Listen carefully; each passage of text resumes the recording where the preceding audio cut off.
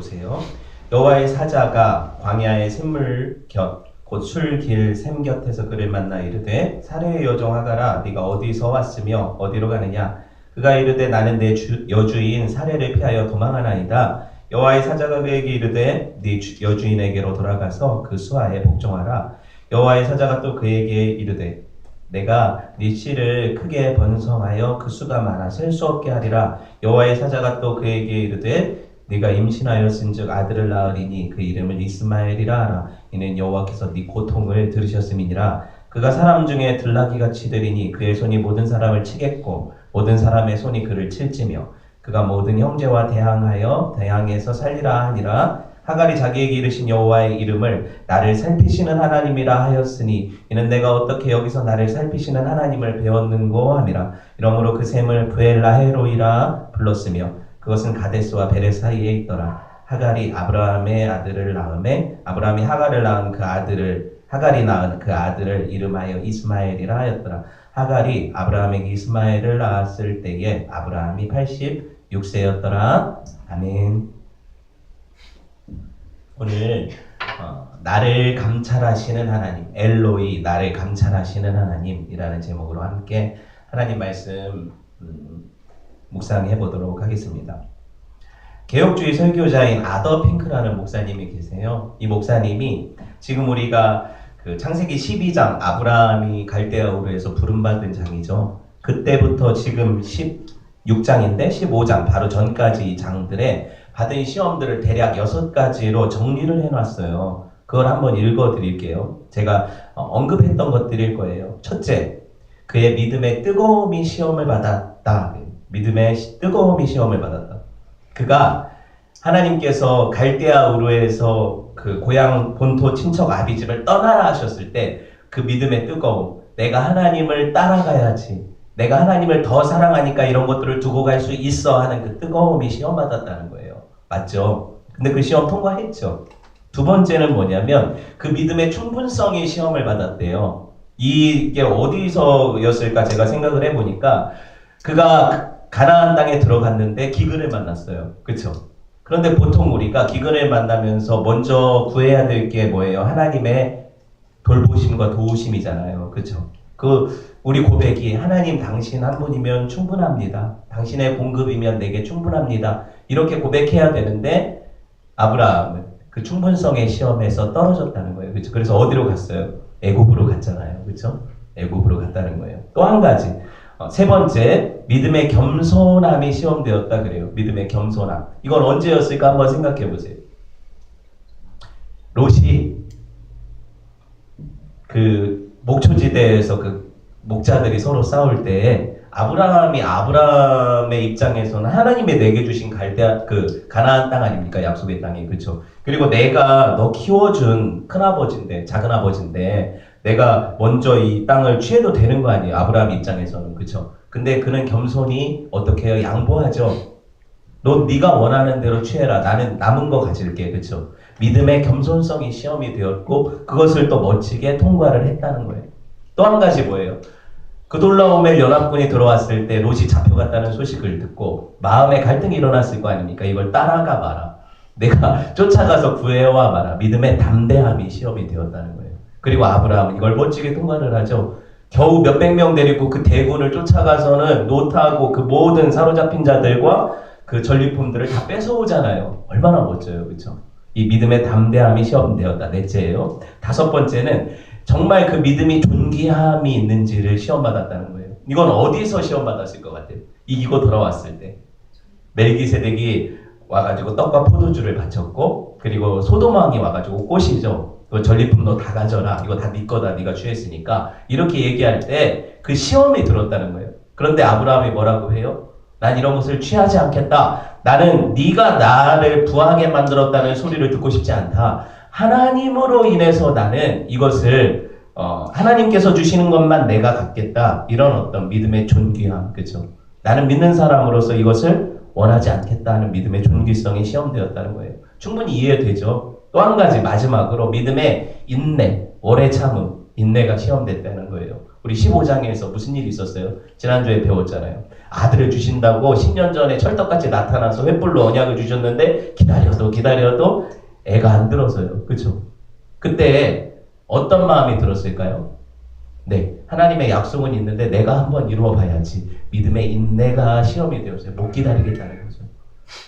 내가 지금까지 기다렸으면 됐지. 얼마나 더 기다리라는 겁니까? 믿음의 인내가 시험이 되었고 그 시험에 어떻게 해요? 또 통과 못하고 떨어졌죠. 자, 여기 보시면 통과한 시험이 있고 떨어진 시험이 있어요. 떨어진 시험은 늘 제시가 있죠. 여러분 보세요. 믿음의 삶에 걸어갈 때 하나님께서 우리를 그리스도의 장성한 분량에 이르기까지 자라게 하신다는 거예요. 그렇죠? 우리 목적지가 있어요. 근데 내가 어느 부분에서 계속 떨어져요. 그 시험에서. 그럼 어떻게 해요? 이 꽈락을 메꿔야죠. 그래야 내가 그 장성한 분량에 이르기까지 자라간다는 거예요. 이게 하나님의 방법이라는 얘기죠. 이해되셨어요? 그러니까 나는 어디서 자꾸 넘어져요?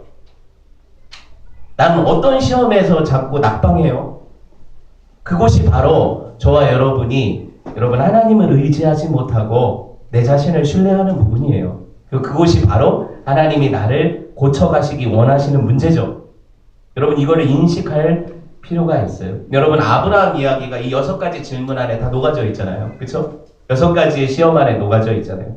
아브라함뿐만 아니라 저와 여러분의 생애 가운데 이 신앙의 여정 가운데 오는 모든 시험들이 사실은 어떤 대표적인 시험들이 망라된 거예요. 그러니까 여러분 우리가 아브라함을 배우면서 그분이 믿음의 조상이다 이럴 때 그분이 탁월해서 믿음의 조상이 아니라 그가 우리보다 먼저 걸어갔다는 의미에서 믿음의 조상이라고 제가 몇 번을 말했잖아요. 그렇죠?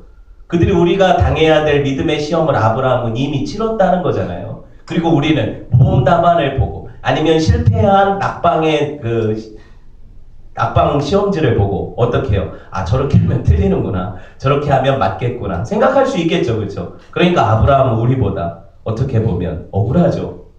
우리는 이미 모의고사 답안을 갖고 있어요.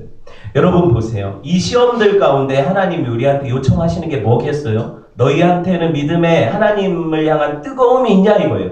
세상 어떤 것보다 하나님 사랑하냐 물어보시는 거죠. 또 한 가지는 뭐였어요? 아까 그 시험 중에서 뭐였어요? 했잖아요 지금.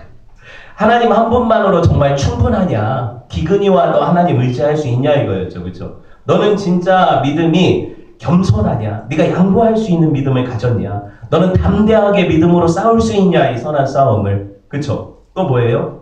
네가 재물보다 명예보다 믿음이 더 귀하게 존귀하게 여기고 있냐? 네 믿음을. 하나님 주신 믿음을. 이렇게 물어보시는 거죠. 마지막으로 너는 하나님 약속을 받고 끝까지 인내하냐? 기다리고 있냐? 이거잖아요. 그렇죠? 이게 저와 여러분을 향한 하나님의 질문이신 거예요. 여러분 아브라함은요 믿음의 대표로서 먼저 이 시험들을 몸소 겪었고 실패도 했고 또 어떤 건 멋지게 통과도 해서 아 하나님의 사람들이 이 시험을 이렇게 통과해야 되는구나. 아 이거 잘못하면 이렇게 실패도 하는구나. 이걸 우리한테 보여주는 얼마나 좋은 그 모범 교재가 돼요. 그래서 믿음의 조상인 거죠. 여러분 이런 시험들을 보면 한 가지 생각할 수 있는 게 뭐냐면 패턴이 있다는 거예요. 패턴, 핸드폰도 패턴이 있는데 패턴이 있다는 거예요. 뭐냐면 그렇게 시험이 그런 방식으로 온다는 걸 우리가 깨달아야 돼요. 뭐냐? 내가 어떤 그 영적인 희열을 경험하고 충분한 하나님의 은혜 안에 있다고 생각할 때 시험이 곧 오죠. 맞잖아요. 뭔가 영적인 특별한 경험을 했다. 내가 이게 충만하다. 난 이제 어떤 시험을 당해도 충분히 이길 수 있다 하고 자고할 때, 교만할 때 어때요? 반드시 시험이 와요. 그리고 여러분 그 시험에서 우리는 자꾸 넘어지게 된다는 거예요. 여러분 저와 여러분이요. 이 시험을 당할 때 이런 생각을 해봐야 돼요. 아, 이 부분이 내가 고쳐야 될 부분이구나. 그쵸? 이 부분이 내가 고쳐야 될 부분이구나. 이렇게 생각하시면은 가장 좋은 시험을 치르는 자세가 될 것 같아요. 여러분 근데 제가 질문 하나 할게요. 하나님이 왜 여러분을 시험하실까요? 저를 왜 시험하실까요? 전진하라. 응? 전진하라고. 전진하라고. 그래요. 그런 대답이 또 맞을 수 있겠죠. 왜 하나님이 우리를 시험하실까요? 대답해 보세요, 여러분. 여러분 그럼 이렇게 생각을 해보세요. 저 문 열어줘야 될 것 같아요. 보세요. 하나님이 집중하세요. 저와 여러분을 시험하지 않으시면 우리 속을 모르시나요? 내가 이걸 통과할지 못 통과할지 몰라서 시험하시냐고요, 하나님. 그럼 전지하신 분이 아니죠, 그렇죠? 하나님은 다 아신다고 하잖아요, 그렇죠? 꼭 시험해보지 않아도 내가 똥인지 된장인지 맛보지 않아도 아시는 분이세요. 난 똥이죠. 다 아시는 분이세요. 근데 왜 우리를 시험할까요? 생각해보세요. 인정하라고. 긴장하라고. 그렇죠? 이 모든 것들이 지금 답이 비슷하게 나왔어요. 뭐냐면 내가 내 자신의 실력을 몰라서 그래요. 하나님은 아시는데 나는 뭔가 은혜 받으면 나는 다 할 수 있다고 생각하거든요.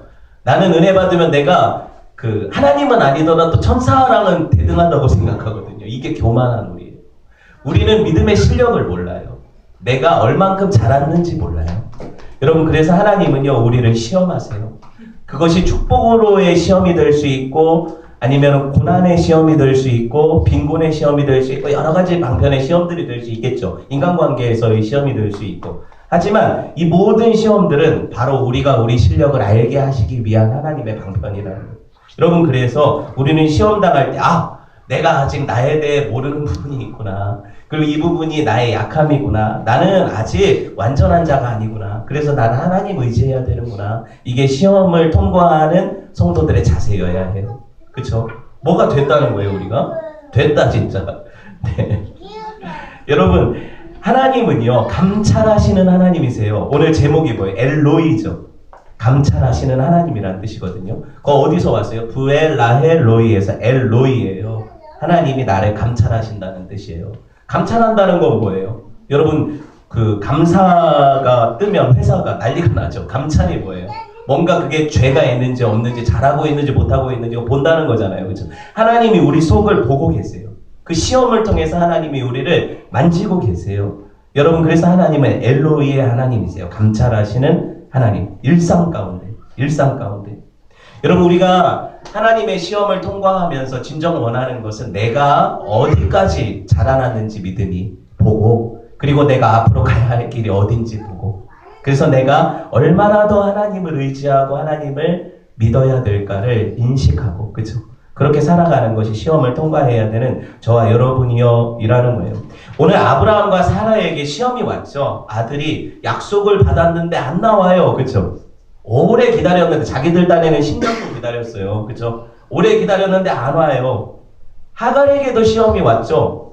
이것들이, 주인들이 애를 못 낳으니까 나보고 나래요. 시험이 왔죠. 이 세 사람이 당하는 시험을 한번 살펴봅시다. 오늘 지난 말씀을 생각해보면 인간적인 열심으로 하나님이 약속 주셨는데 아브라함의 씨를 통해서 아기를 주시겠다는 얘기는 했는데 사라는 아닐 수도 있다, 이렇게 생각을 해서 하갈하고 결혼을 시킨 거, 결혼이라 아니라 합방을 시킨 거 아닙니까? 그렇죠? 그래서 아기가 들어섰네요. 상처가 됐죠. 아브라함에게도 상처고, 어떻게 보면 아브라함은 상처가 아닌가요? 아브라함에게도 상처고, 사레도 자기 나름의 상처고, 또 하갈에게도 상처가 돼요. 여러분, 그래서 하갈이 아기를 갖고 나서 자기가 임신한 사실을 알고 어떻게 했어요? 사레를 무시했잖아요. 그쵸? 무시하니까 아브라함한테 막 쪼르르 달려가서는 나 이거 내 맘대로 해도 되냐고 화가 나가지고, 사레가 그러니까 그렇게 하라고 해서 어떻게 됐어요? 하갈이 쫓겨났죠. 사레가 막 괴롭히니까 못 참고 학대받고 쫓겨났어요, 광야로. 오늘 본문 한번 봅시다. 오늘 본문은요, 그 이유, 하갈에 대한 얘기잖아요. 하갈에 대한 얘기. 성경이요, 하갈에 대해서 되게 많은 분량의 본문을 할애한다는 거 아세요? 우리가 생각할 때 하갈은 별로 중요한 인물 아니잖아요. 아브라함 중요하죠. 맞죠? 사레 중요하죠. 이삭 중요하죠. 하갈은요, 곁가지잖아요. 그렇죠? 어떻게 보면 우리가 인식 속에 이건 조연이에요. 그렇죠? 그런데 여러분, 이 하갈을 하나님께서는 그 분량상 구속사의 굵직굵직한 인물들하고 별반 다르지 않게 다루고 계세요. 그렇죠? 한번 말씀 보세요. 애굽에서 아브라함의 종으로 팔려온 여인이에요. 어린 여종. 그렇죠? 그러다가 주인들의 아기 못 나니까 대리모로 아기를 갖게 된 여인이에요. 비참한 인생이죠. 어떻게 보면. 그렇죠? 그런데 그러다가 아기를 갖고도 여주인의 학대 때문에 광야로 도망간 인생 아닙니까? 이 작고 여리고 힘없고 학대당하는 여인의 시름에 하나님이 응답하시잖아요. 그렇죠? 귀 기울이고 계세요. 하나님이 이들에게 관심 없다고 얘기하는 게 아니에요. 하나님 관심 갖고 계시다는 거예요. 놀라운 건요, 여러분 하갈이 성경에서 처음으로 여호와의 사자를 만난 인물이라는 거 아세요? 그거 아세요? 여호와의 사자라고 언급된 인물을 처음 만나는 사람이 누구냐면 하갈이에요. 아브라함도 아니고 사레도 아니에요. 하갈이에요. 여러분 어찌 보면 이 하갈이라는 사람 인생을 보면은요, 그냥 여종으로 팔린 것 자체가 비참한 거 아닙니까, 그렇죠? 그래서 애굽에서 자기 부모님 떠나서 아브라함하고 사레한테 쫓아왔잖아요. 가나안 땅으로 생판 모르는. 그런데 갔다가 아브라함과 사레의 이 사랑과 전쟁의 희생양 아니에요, 그죠?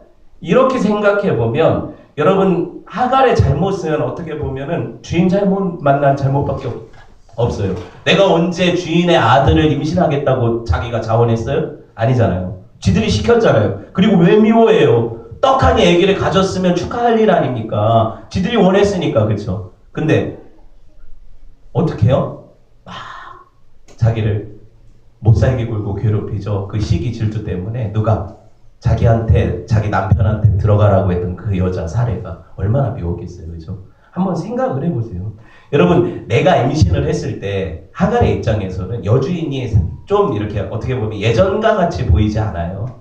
왜냐하면 쟤는 임신도 못했고 하나님이 그렇게 귀한 아브라함의 약속의 아들 주신다고 했는데 쟤를 통해서 주시지 않는 것 같네? 근데 나를 통해서 주시네? 뭔가 우쭐했을 것 같아요, 그죠? 그 마음 안에. 그러면서 당시 사회 관습상 아기를 갖지 못하는 여인의 그 지위가 낮거든요. 그런 입장에서 보면 하갈이 약간 무시하는 마음이 들었을 거고, 그 사례를 무시했고 실제로 그랬더니 사례가 그것에 반응한 거잖아요, 그렇죠? 이런 장면들 여러분 한번 생각을 해보세요.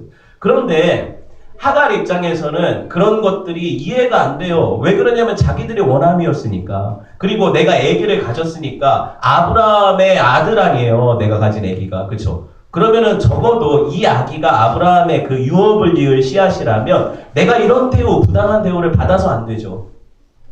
내가 딸기 먹고 싶다고 하면 밤에 일어나서 사와야죠. 이게 아브라함이 할 일 아닙니까? 이렇게 생각했을 거예요, 여인으로서. 그렇죠? 그런 생각의 인식이 그러하여금 자기가 얼마나 지금 부당한 학대를 당한다 이렇게 생각하게 만들었을까요? 맞죠? 그리고 이 아이가 어떤 아이예요 도대체? 허구한 날 이 주인 부부가 하는 말이 하나님 약속 주셨어. 애기 주신대. 그 아기잖아요, 그 아기. 자기 생각할 때, 그죠? 그런 귀한 아기를 내가 가졌는데. 그 생각해보면 내가 아기를 낳았어요. 근데 이 사람들 입장에서는 내 아기를 데려다가 자기들의 호적에 입적을 시키고 지들의 아기처럼 키운데 그것도 싫었을 거예요. 제가 여자는 아니지만 내 애를 왜 저런 여인한테 아들로 줘야 돼요? 그 내가 아브라함의 첩으로서 어떻게 보면 첩으로서 내가 얘 엄마의 역할을 하고 사실 아기도 못 갖는 주모보다는 내가 좀 더 우월한 위치가 있지 않을까 이렇게 생각했을 것 같아요. 제가 과도한 추측을 하나요? 여러분 아닌 것 같아요, 얼굴 보니까. 그래서 무시했었을 거예요. 그리고 그것 때문에 엄청나게 어려움을 당하죠. 아브라함이 적어도 사례가 가서 저 하갈이 나를 무시하는데 내가 좀 저 괴롭혀도 됩니까 여보? 그렇게 말했을 때 아브라함이 이렇게 얘기해 줬으면 좋았을 것 같아요.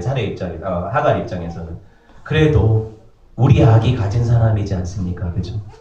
그러니까 그렇게 좀 힘들더라도 10달만 참으세요, 부인. 이렇게 얘기했더라면, 그래서 하갈을 보호했더라면 하갈이 덜 서러웠겠죠. 근데 어떻게 해요? 네 마음대로 해라 그러니까 그냥 방치하니까 괴롭혔고 못 견디고 뛰쳐나가서 이게 상처가 돼요, 안 돼요?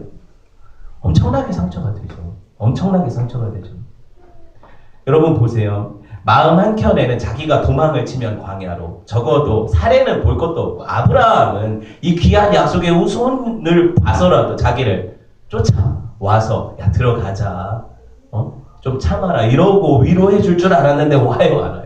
안 와요. 죽게 생겼는데 안 와요. 하도 목말라가지고 오늘 말씀 보니까 광야에 샘물 곁에 갔어요. 거기서 그냥 이 물이나 한 모금 마셔야 되겠다 하고 그 임신한 몸을 이끌고 갔는데 아브라함은 안 오고 웬걸 누가 와요? 하나님의 사자가 쫓아오잖아요. 애 아빠는 안 오고. 여러분 인생에 있어서 의지할 사람이 누구냐는 거죠. 하나님이 오시잖아요, 이 씨름하는 여인에게. 그죠? 하갈에게 오셔서 하신 말씀 보세요. 7절 보세요. 하갈아 네가 어디서 왔으며 어디로 가느냐? 뭐라고 대답해요? 나는 내 여주인 사례를 피해 도망합니다. 몰라서 물어보실까요, 하나님이? 다 아시잖아요. 그렇죠? 감찰하시는 하나님이 왜 몰라요? 그러면은 이 대답을 유도하시는 거 아닙니까? 네가 알으라고. 네가 있어야 될 위치가 뭐냐? 네가 아브라함의 아내냐? 사례가 하갈이 뭐라고 대답했어요? 나는 종이라고 대답하잖아요. 내 여주인을 피해서 도망합니다 그러잖아요. 자기 인식을 가지라는 거. 그럼 네가 있어야 될 게 어디냐? 네 여주인이 좀 괴롭히더라도 네 여주인 밑에서 너의 위치를 지켜라 그러시잖아요. 하나님 말씀이 그래요. 가혹합니까? 9절 보세요. 여호와의 사자가 그에게 이르되 뭐래요? 네 여주인에게로 돌아가서 그 수하에 복종하라. 제가 여기 곁가지지만 여기 여호와의 사자가 성경에서는요 예수님을 상징해요. 모든 구약의 여호와의 사자로 나타나신 분은 성 2위이신 하나님 예수 그리스도를 상징해요. 예수님이 하갈을 만나주신 거예요. 그리고 그 하갈에게 예수님이 명령하시는 거예요. 너 어디서 왔는지, 네 위치, 있어야 될 곳이 어딘지 네가 잃어버렸다. 너 그 자리로 돌아가라. 내가 너를 도울게. 내가 너를 회복할게. 이렇게 말씀하시는 거죠. 그래서 여러분 용기 내서 기껏 어떻게 보면 죽을 각오로 뛰쳐나왔는데 다시 돌아가라고 하니까 그 말이 들려요. 사실 쉽지 않은 얘기 아닙니까? 여러분 그냥 생각을 해보세요. 이게 무슨 동떨어진 어떤 스토리가 아니라 사람의 우리 삶으로 생각을 해보시면 진짜 하갈 입장에서는 그게 죽기보다 싫은 명령 아니에요. 그 사례를 또 보라고? 얼마나 괴롭힘을 당해야 하나님 만족하실까요? 이렇게 생각했을 거 아니에요. 그렇죠? 싫다 이거예요. 들어가기 싫다. 죽기보다 싫다 이거예요. 그런데 여기 중요한 진리의 단면이 있어요. 뭐냐면 여러분 생각해 보세요. 예전에도 자기 위치, 자기 지위에 만족함 없이 떠나갔던 천사들을 하나님이 멸하셨어요. 그게 사탄이거든요. 사탄, 천사라는 자기 지위가 있어요. 하나님을 모시고 섬기며 하나님을 찬양하는 존재인 천사, 지음받은 존재죠. 그 천사가 타락한 게 사탄이잖아요. 성경에, 그렇죠?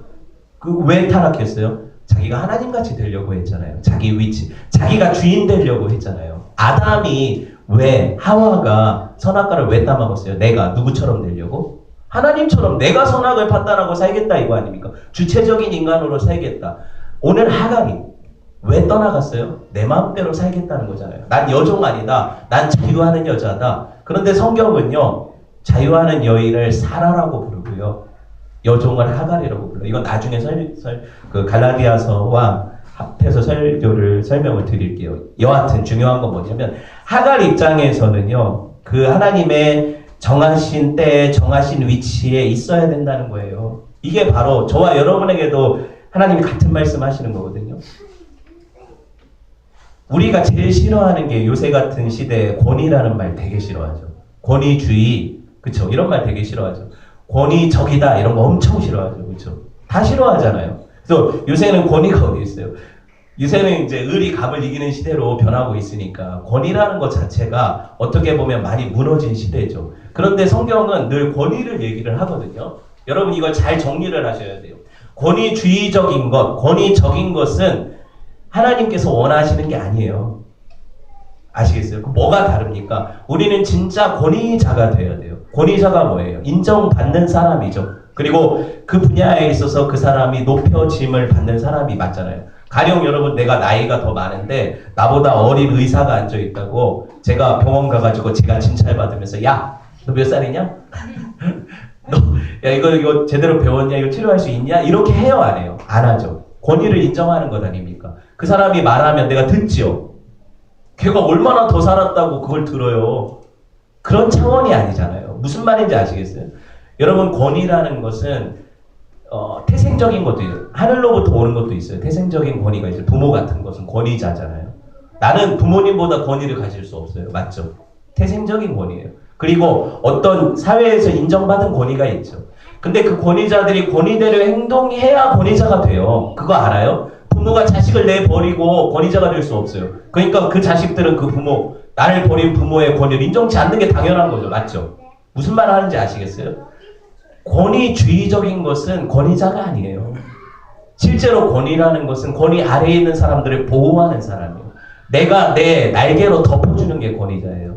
아, 저 사람이 내 그 보호 아래에 있어야 되는데 뭔가 어려움을 당해. 그러면 내 일인 것처럼 보호해주고, 이게 부모잖아요. 그죠? 이게 권위자라는 거예요. 그러면 자연스럽게 그 권위는 인정받게 되죠. 아랫사람들로부터. 맞죠? 이게 어려워요. 근데 그래서 세상에서는 권위자가 되기보다는 권위주의적인 사람으로 사는 사람들이 많은 거예요.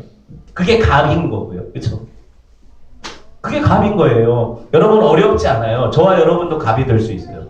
얼마든지 갑질할 수 있어요. 그런데 그것은 진정한 권위가 아닌 거예요. 절대로 아닌 거예요. 성경은 그거를 얘기하지 않아요. 보세요. 진짜 조금 더 우리가 진행을 해봅시다. 여기서 끝나면 안 되니까. 사례를 여주인으로 인정하는 것이 쉽지 않지만 하나님이 정하신 그 권위가 뭐냐면 사례가 주인이 맞고 지금 하갈이 그 권위 아래에 있는 여종이 맞아요. 그렇죠? 그래서 일단은 이 순종이 싫고 복종이 싫지만 하갈은 하나님 말씀대로 그 권위 아래 들어가야 돼요. 정하신 때가 있다는 거예요. 하갈 나중에 내보내요. 진짜 하나님이. 근데 그 정하신 때가 되기 전에는 인내해야 돼요. 그 밑에서. 그거 알아요? 여러분 제가 이거를 저도 이제 인생을 통해서 깨달았지만 팔로워가 되지 못하면 리더 못 돼요. 내가 다른 사람의 권위를 인정하지 않고 나는 내 권위를 인정받을 수 있을 것 같아요? 절대 그렇지 않아요.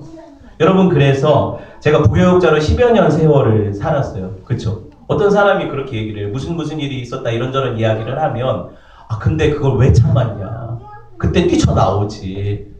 왜 그거 들이받지 못했냐. 그 목사님 멱살이라도 잡지. 그게 제대로 된 거 아니라고 당신도 인정하지 않냐. 그때 그거 화가 났는데 왜 그걸 참고 있었냐 바보같이. 이렇게 얘기를 해요 저한테. 근데 그게 옳지 않아요. 이해돼요? 여러분 하나님이 정하신 권위에 대한 순복은 먼저 내가 배워야 되는 거예요. 내 의견과 다르고 내 생각과 달리 그들이 어떤 일을 사실 내가 처리하면 더 잘 할 것 같은 생각들이 들죠. 그래서 그 사람들이 약간 무시될 때가 있죠. 내 마음 안에. 그렇죠? 그리고 어떻게 일을 저렇게 하지? 어떻게 말을 저렇게 하지? 하면서 그들에 대해서 화날 때 있죠. 있어요 진짜. 그런데 그 모든 것들은 하나님께서 권위 아래에서 나의 인격을 달아. 내 인격을 갈고 닦으시는 기간이에요. 그 시간을 내가 못 견디잖아요. 그래서 도망가잖아요. 그럼 또 그런 분을 만나요. 또 그런 주인 만나요. 또 그런 사람 만나요. 제가 경험했어요. 네, 제가 경험을 했어요. 여러분 근데 보니까 제가 하나님 은혜죠. 어떻게 보면 적어도 그 힘들고 어려운 시기 어떻게 보면은 그걸 인정하고 싶지 않은 권위들 이런 것들을 버티고 어떻게 보면 인내했을 때 여러분 결과적으로 제게 남은 게 뭐예요? 여러분들 아니에요. 그렇죠? 제가 5년을 여러분들하고 같이 어떤 교회에서 있었고 또 6년을 어떤 교회에서 같이 있었고 그때마다 제가 1년 만에 뛰쳐나가고 싶은 때도 있었어요 사실. 근데 그게 하나님의 방법이 아니었다는 거 이제 돌이켜보면 알 수 있죠. 만약에 제가 1년 만에 그 교회들을 떠나갔다면 저와 여러분이 여기 이 자리에 있겠어요 이렇게? 아니잖아요. 그죠? 무슨 말을 하는 겁니까? 하나님이 정하신 방법이 있고 때가 있어요. 내 스스로 그걸 앞당기려고 하면 문제가 생겨요. 분명히 문제가 생겨요. 그리고 아직 내가 이 시험을 통과하지 못하고 배우지 못한 것은 다시 배우게 하시니까 여러분 제 시험 보는 게 얼마나 어려워요. 재수 그거 얼마나 힘들어요. 맞죠? 다시 그 과정 가야 되잖아요. 그러니까 안 하는 게 나아요. 그 시간에 통과하는 게 제일 좋은, 제일 빠른 방법인 거예요. 그렇죠? 그거를 여러분 이거를 깨달아야 돼요. 우리의 배움은요. 우리는 되게 의협심이 있고 정의감이 있어서 어떻게 생각을 하냐면 저 사람들이 이렇게 그런데 저 사람한테서 뭘 배워? 저 사람한테 배울 거 하나도 없어. 이렇게 생각하는데 안 그래요. 여러분 우리가 올바른 걸로만 배웁니까? 타산지석은 어디서 와요? 모난돌로부터 오잖아요. 아 저렇게 하면 안 되는구나. 이건 진짜 제대로 된 배움이 아닙니까? 맞죠? 중요한 건 뭐예요? 그 기간 안에 내가 스스로 권위자가 되려 해서는 안 돼요. 그 시간에 인내해야 돼요.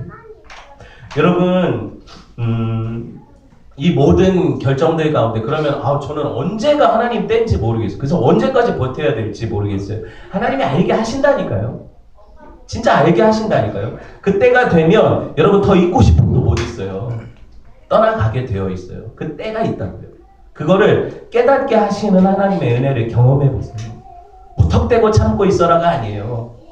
하나님은요 우리 권위자들이 나를 죄짓게 하거나 가령 이게 하나님 분명히 말씀에 위배되는 죄를 짓는 거를 종용하거나 명령하거나 아니면 다른 사람 이웃과의 관계 안에서 그들을 해치는 것들을 용인하거나 뭐 여러 가지 나쁜 것들에 대해서 우리한테 강요할 때 그들의 권위를 무시할 수 있어요. 그 부분에 대한 명령을 거절할 수 있다는 얘기예요. 이해되셨어요? 그 부분의 명령을 거절할 수 있다는 거예요. 그런데 그 사람 인격 자체를 무조건 무시해서는 안 된다는 거예요. 그게 어려워요. 왜 어렵냐면 저와 여러분도 나중에 권위자가 될 텐데, 그쵸? 어떤 이들에게 권위자이고 이미, 그쵸? 그런데 여러분들은 완전해요? 저는 완전한 목사예요. 제가 그 부당했다고 말씀드린 그런 목사님들보다 제가 나아요. 그런 면에서는 또 난 하나님 앞에 내세울 게 없어요. 여러분도 마찬가지예요. 그러니까 함부로 쉽게 판단해서 안 되는 부분이 있다는 거예요. 그게 어렵죠. 우리 그거 못 참는 거죠. 그렇죠? 그거 못 참는 거예요. 여러분 보세요. 그런데 하나님은 때가 되면은요, 당신의 다른 계획을 보여주시거든요. 큰일 났네요. 때가 벌써 12시인데 아직 반이에요. 그래서 여러분 조금만 집중을 해봅시다. 그 시기가 지나면 10절 보세요. 10절 읽어봅시다. 시작. 여호와의 사자가 또 그에게 이르되 내가 네 씨를 크게 번성하여 그 수가 많아 셀 수 없게 하리라. 또 여호와의 사자가 또 그에게 이르되 네가 임신하였은즉 아들을 낳으리니 그 이름은 이스마엘이라 하라. 이는 여호와께서 네 고통을 들으셨습니다. 12절까지. 그가 사람 중에 들나귀같이 되리니 그의 손이 모든 사람을 치겠고 모든 사람의 손이 그를 칠지며 그가 모든 형제와 대항에서 살리라 하니라. 아무리 하갈이 낳을 아들이 약속의 씨가 아니라 하더라도 하나님이 아무 관심이 없으신 게 아니라고요. 여러분, 약속의 씨는 하늘의 별같이 바다의 모래같이 하시겠다 약속하셨는데, 하갈은요, 하갈의 아들을 그게 셀 수 없이 번성케 하시겠다, 같은 말 아니에요? 그쵸? 여러분, 같은 말이잖아요. 지금 하나님의 하갈의 아들도 그렇게 인정해 주시잖아요. 지금, 그쵸? 이게 얼마나 놀라운 얘기예요. 하갈의 아들 이스마엘이, 지금 사실 아랍 족속들이 이스마엘 후예들 아닙니까? 아랍 귀족들이 이스마엘 후예예요. 아세요? 사우디아라비아 왕족들, 이런 사람들이 이스마엘 후예예요. 아세요? 얼마나 잘 살아요? 여러분 보세요. 저는 이게 참 하나님의 말씀이 너무 놀라운 게 이게 이루어지거든요, 실제로. 그리고 이스라엘은 지금 육적으로 보면 어때요? 조그만 나라, 강원도만한 나라잖아요. 지금 거기 예루살렘, 이스라엘 거기 가자지구 그 싸우고 있는 거기 되게 조그맣거든요. 거기 모여 사는데 인구는 얼마나 되겠어요? 얼마 안 되잖아요. 아랍 인구가 더 많죠, 어떻게 보면. 그렇죠? 그럼 그 약속은 약속의 아들에게는 이루어지지 않고 이스마엘에게는 이루어졌습니다 라고 얘기할 수 없어요. 왜냐하면 이게 영적인 예언이기 때문에 그래요. 이 부분을 조금만 더 설명을 드릴게요. 이스마엘은요, 실제로 그 후손들이 엄청나게 번성하는데 이스마엘 자체가 아들 12를 낳아요. 야곱 같죠? 이스마엘이 12아들을 낳는데 12아들이 아랍의 12방백이 돼요. 나라의 지도자들이 된다는 거예요. 이스마엘의 아들들이. 예언대로 되는 거예요. 그런데 여러분 보세요. 지금 이스마엘하고 그 같은 시기에 태어나는 사람이 누구예요? 약속의 아들 이삭이죠. 이삭은 몇 명이에요? 이삭 하나잖아요. 이삭 하나잖아요. 그렇죠? 그 이삭의 아들은 또 몇 명이에요? 하람이 하나예요? 아니잖아요. 이삭의 아들은 몇 명이에요? 야곱하고 에서 쌍둥이 맞네요. 쌍둥이잖아요. 그렇죠? 보세요. 이스마엘은 12아들을 낳고 이삭은 2아들을 낳죠. 그러면 누가 수적으로 많아요? 이스마엘 아들이 더 많죠. 이런 육적인 비교를 하면 성경이 이상해요. 하나님 예언이 약속의 씨한테는 왜 안 이루어지고 이 사람한테는 이루어집니까? 이렇게 되잖아요. 그죠? 이 얘기 아니에요. 성경이 그 이후에 야곱의 생애를 한번 살펴볼까요? 이삭의 아들 야곱의 생애, 약속의 후손이죠. 야곱은 어떻게 살았어요? 평생 고생만 했어요. 아내 4명 얻고 그 죽도록 일만 하다가 나중에 애굽으로 기근 만나서 내려갔다가 자기가 하는 말이 뭐예요? 바로 앞에서 내가 130년 이거 짧게 살았는데요. 130년 진짜 오래 살았는데 그 조상들에 비해 짧게 살았다고 얘기하죠. 130년 나그네 생을 살았는데요. 진짜 험하게 살았어요. 진짜 험하게 살았어요. 이렇게 얘기하거든요. 애국 바로 앞에서. 얼마나 힘들었으면 그 노인네가 그런 얘기를 했겠어요. 그죠? 이렇게 생각해 보면 여러분 이스마엘은 그럼 어떻게 살았냐? 12방백이 돼서 나라들을 다스리고 엄청나게 힘있고 권세있고 부하게 살았어요. 그럼 야곱의 생애가 축복받았어요? 이스마엘 후예들의 생애가 축복받았어요? 이건 이런 단순 비교가 아니죠. 왜냐하면 성경은 약속의 후손들에게 주는 축복이 하늘의 신령한 복이라고 얘기하잖아요. 이 땅에 속한 물질의 번영이 아니라고 얘기하잖아요. 이 비교를 봐야 돼요. 제가 좀 더 적용을 해드릴까요? 아랍이 지금 어디를 잡고 있다고 했어요? 이스마엘 족속들이 아랍의 그 왕권들과 그 유명한 귀족들 아닙니까? 그럼 보세요. 사우디아라비아 어떤 나라예요? 땅만 파면 거기서 검은 물이 나와요. 검은 물 마시지도 못하는데 비싸. 그쵸? 이런 물이 나와요. 여러분 그 사람들이 어떻게 살아요? 여러분 그 만수르가 누구예요? 만수르. 첼시 구단주죠. 만수르가 뭐 하는 사람이에요? 아랍 그 왕자 중에 하나예요. 왕위 계승 서열 백몇위 이런 거죠. 왕자 중에 하나예요. 그 사람들은 태어날 때부터 부자예요. 진정한 금수저, 다이아몬드수죠. 여러분 포브스지라고 알아요? 세계 부자들 뭐 1위가 빌 게이츠, 2위가 뭐 막 쭉 나오죠. 근데 아랍 부자들은 포브스지에 올리진 않아요. 왜? 재산을 카운팅할 수가 없어요. 이게 여러분 그래서 그 사람들 쓰는 화장지가 금으로 된 거 아세요? 금 몇 개 가지고 쫙 펴가지고 그렇게 돌려 봤어요? 이런 호텔 봤어요? 아 버즈 투투바이 안 가봤어요? 저도 안 가봤어요. 괜찮아요. 중요한 거 뭐냐면 그들이 이렇게 살아요. 만수르가 한 말이 유명한 말도 이게 진짜 한 말인지 아닌지 모르겠는데 유명한 말이 있잖아요. 아 그 이건희 삼성 회장 아니냐고 그러니까 만수르가 뭐라고 했어? 아 그 폰판이 핸드폰 파는 애 이렇게 얘기했대잖아요. 이게 전설 같은 얘기예요. 왜냐하면 그들이 가진 재산은 우리가 생각하는 엄청난 부자 이런 개념이 아니에요. 그러니까 제가 왜 이야기를 해요? 지금 이스마엘이 얼마나 번영했냐고요. 이스마엘이 이 땅에서 얼마나 축복받았냐고요. 우리가 생각하는 그런 축복으로 말하면 아랍의 부자들은 진짜 부자잖아요. 태어날 때부터 가지고 태어나잖아요. 그들이 축복받은 거 맞잖아요. 우리가 그렇게 바라고 기도하는 축복은 걔네들이 다 가져갔잖아요. 그럼 그게 진짜 축복이냐고요. 성경이 그게 축복이라고 얘기하면 우리한테 주셔야죠. 맞죠? 이스라엘한테 주셔야죠. 그게 진짜 복이면. 근데 왜 우리한테 그거 안 주시고 우리한테는요 그 아파트 하나도 제대로 안 주시는 거예요. 분양을 못 받아. 왜 그러는 거예요? 순위에서 밀리고. 왜 이런 일이 일어나요? 뭐 내 얘기 같아요? 여러분들 얘기예요. 우리가요 이쯤에서 한번 생각해 봅시다. 하나님 성경이 얘기하는 진짜 축복 그 약속들이 정말 이 땅에 속한 거라면 약속의 자녀들은 이 땅에서 고난받고 얻지 못하고 어렵게 살다가 가요. 나그네 생이에요. 나그네 아시겠어요? 그런데 약속받지 못한 그 이스마엘 족속들은 이 땅에서 번성하고 부유하고 지위를 누리고 명예를 누리다 가요. 맞죠? 비교를 이렇게 하면 안 되는 거예요. 저는요 가끔 가족들하고 캠핑을 가면은 캠핑 우리도 요새는 장비들이 좋아져가지고 카라반도 있고 좋잖아요. 제가 있다는 게 아니라 캠핑을 가면 뭐 저는 그래요. 하루 자고 이틀째 더 있자 그러면 못 있겠어요. 불편해요. 집에 가서 씻고 싶고 물론 요새 캠핑장들이 막 잘 나오고 전기도 들어오고 샤워시설도 좋은데도 있기 싫어요. 그렇죠? 왜 그런 거예요? 거기가 내 영원히 살 집 아니라는 인식이 있고 내가 그게 별로 이게 마음에 맞지 않아요. 그래서 그래요. 여러분 성도를 하나님이 여행자라고 얘기하죠. 이 땅이 잠깐 니네가 왔다 가는 거다. 여행자 텐트 치고 살다가 하나님이 걷어가라 하시면 텐트 걷어서 돌아가는 게 인생이다 그러시잖아요. 맞죠? 근데 우리는요 이 텐트 안에다가 바리바리 무슨 TV도 가져오고 뭐도 가져오고 여기다 엄청나게 쌓아 살고 이게 이 땅에서 전부 살 것처럼 살아요. 근데 여러분 그렇지 않아요.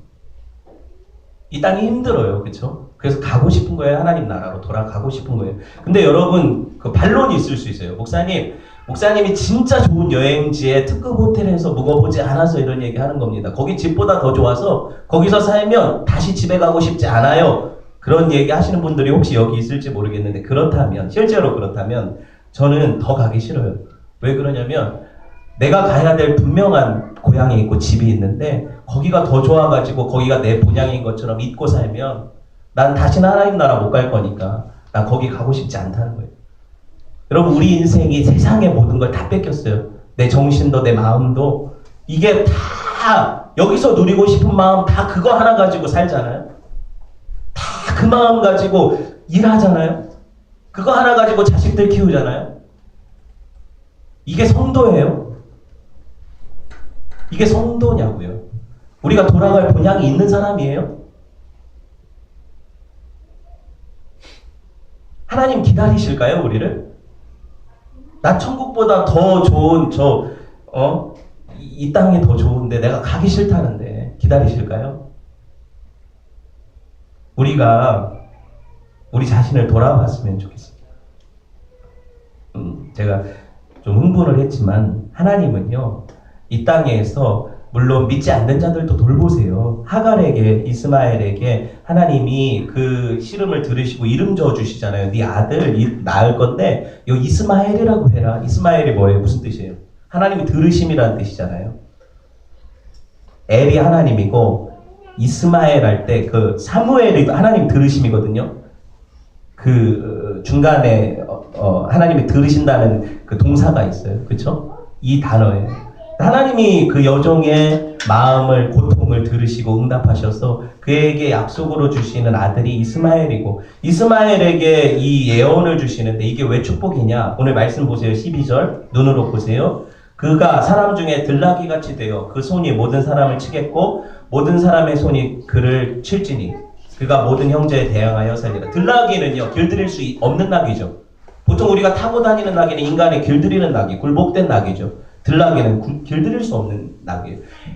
하갈에게 있어서 고통은 뭐냐면 내가 저들의 여종으로 굴복되고 그 밑에서 수하로 살아가는 내 주도적인 인생이 아니라 그들의 손에 좌지우지되는 인생 사는 게 너무 힘든데 내 자식 새끼까지 낳아서 그렇게 살게 하고 싶지 않은데 그쵸? 하나님이 그에게 위로하시는 게 뭐예요? 내가 네 기도를 들었다. 이스마엘이라 해라. 네 아들은 그렇게 안 살 거다. 네 아들은 이 광야에서 자유롭게 살 거다.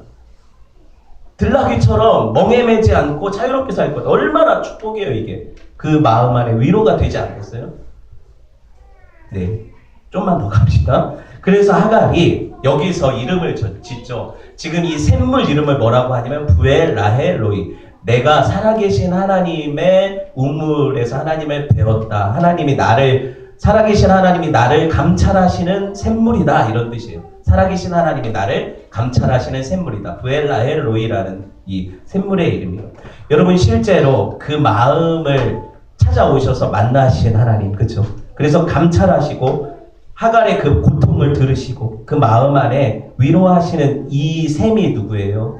우리 주 예수 그리스도가 우리 샘이신 거예요. 그래서 생수의 강이 넘치고 마르지 않는 샘, 솟아나는 반석, 그분을 통해서 마시고 힘을 얻어서 우리 인생이 해갈을 하는 거죠. 그래서 하갈이 다시 돌아가는 거잖아요. 아, 나 이제 살 수 있겠다. 이 하나님 의지에서 살 수 있겠다. 성도는요, 이 광야 같은 인생길에서 너무 힘들고 어려울 때 만나주시는 그분을 만나게 돼요. 그게 누구예요? 우리 샘물이신 하나님이세요. 그 하나님 만나야 어떻게 돼요? 내가 GPS가 다시 수신이 돼요. 내가 어디 위치에 와 있구나. 그래서 내 목적지가 어딘데 어떻게 가야 되는구나 하고 돌아가게 되죠. 이게 하나님의 은혜라는 거예요. 돌아온 하갈. 저는 여러분 마지막으로 이 얘기를 하고 싶어요. 하갈이 이제 그 얘기 듣고 돌아갔을 거 아닙니까? 어찌됐든 싫든 좋든 들어갔을 때 아브라함과 사례는 어떤 마음으로 그를 받아들였을까요? 왜 들어왔어? 나가 이랬을까요? 그렇지 못해요. 왜 이게 못할까요? 하갈의 이야기 들었거든요. 간증을 들었거든요. 그가 만난 하나님을 그를 감찰하신 하갈의 마음을 감찰하신 하나님은 사실 지금 아브라함과 사레의 마음을 감찰하시는 분이세요. 네가 왜 아이를 이 하갈에게 임신시켰는지, 니네가 왜 이 여인을 인정하지 못하고 쫓아냈는지 다 보고 계신 분이 감찰하신 하나님이시거든요. 하나님을 경험하고 하나님을 만난 사람, 그래서 하나님 앞에 굴복된 사람, 이 사람들이 아브라함, 사레, 하갈이에요. 감찰하시는 하나님이 그들을 바꿔가시는 거예요. 말씀을 맺겠습니다. 결국에요, 나중에 보면 이스마엘하고 하갈 진짜 쫓겨나거든요. 나중에 하나님이 보내버리세요. 약속을 다시 유업으로 받지 못하게 하려고 재산 한 푼 못 받고 쫓겨나요. 그거 나중에 말씀을 보겠지만, 우리의 불순종과 범죄함이 여러분 하나님의 계획을 좌절시킬 수는 없어요. 무슨 말입니까? 내가 노력해서 하나님의 뜻이 아닌데 이스마엘을 얻었다면 이것이 하나님이 약속의 아들을 주시는 일을 방해할 거라고 생각하지만 방해되지 않아요. 하나님이 이 일을 이루세요. 실제로 사라를 통해서 아브라함 100세의 아들을 주셔서 그 이삭을 통해서 하나님의 당신의 씨를 이루시잖아요. 그렇죠? 이거 방해할 수 없는데, 그럼 인간은 뭐냐? 방해하려고 불순종했는데 그것이 자기에게 올무지 하나님께 해가 되진 않아요. 그래서 우리는 늘 배워야 되는 게 뭐냐면, 나를 감찰하시는 하나님이 내 속에 죄를 보게 하시는 거예요. 내 어떤 불순종과 원망의 마음들, 내가 하나님 뜻대로 순종하지 못하는 것들을 알게 하시는구나. 그 하나님을 만나야 내가 비로소 어떻게 해요? 그 생수의 근원 되시고 나를 다시 회복시키시는 주님을 갈망하게 되죠. 그래서 그분 안에서 내가 다시 하나님을 찬양하게 되고 그렇게 살아갈 수 있는 힘을 얻게 되는 그런 은혜가 저와 여러분에게 있기를 주님의 이름으로 축원을 드립니다. 우리 함께 주신 말씀 가지고 기도합시다.